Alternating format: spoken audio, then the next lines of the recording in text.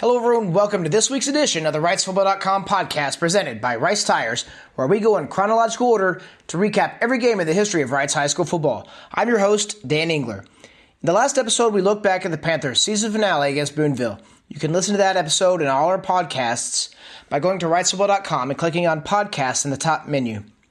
This week, we'll wrap up 1920 and take a sneak peek at 1921.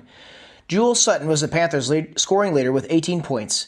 Bill Reed was second with 12, and the two finished the year as co-holders of the all-time scoring record with 24. Ralph Woods was close behind with 18. Reed also held the record for most career rushing touchdowns with Woods at 3 each. Woods set the record for most season and career passes thrown with 5. Emerson Lynch and Sutton were the recipients of 2 each, which set a record, which set a career and season school record.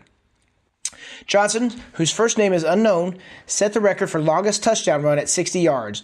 We've got a complete breakdown of these stats in the Panther Plus members area.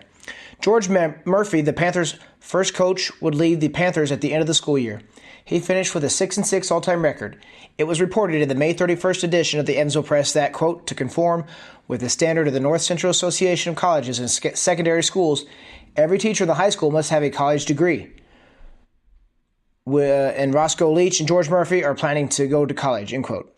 Which means, obviously, that Coach Murphy did not have a degree. But that was completely uncommon in the past.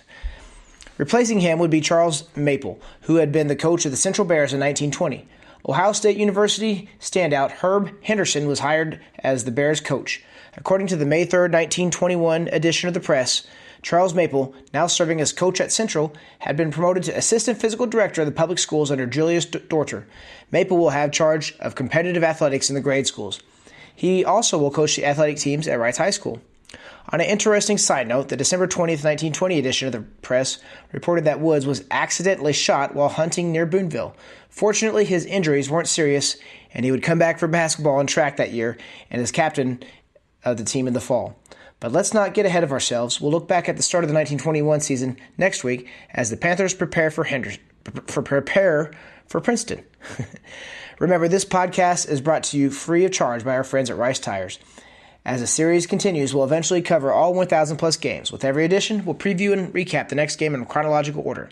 Your support of the podcast and Panther Plus have made this possible. Get access to all the stats, newspaper, and yearbook articles mentioned by becoming a Panther Plus member. Right now, you can try the first month out for free. Just go to RicesFootball.com/Panther Plus. Click on Register and select the monthly membership for a free 30-day trial. Cancel at any time. Thanks for listening. Do you have any questions or comments? Please email me at info@RicesFootball.com. Until next time, this is Dan Engler with RicesFootball.com. Go Panthers!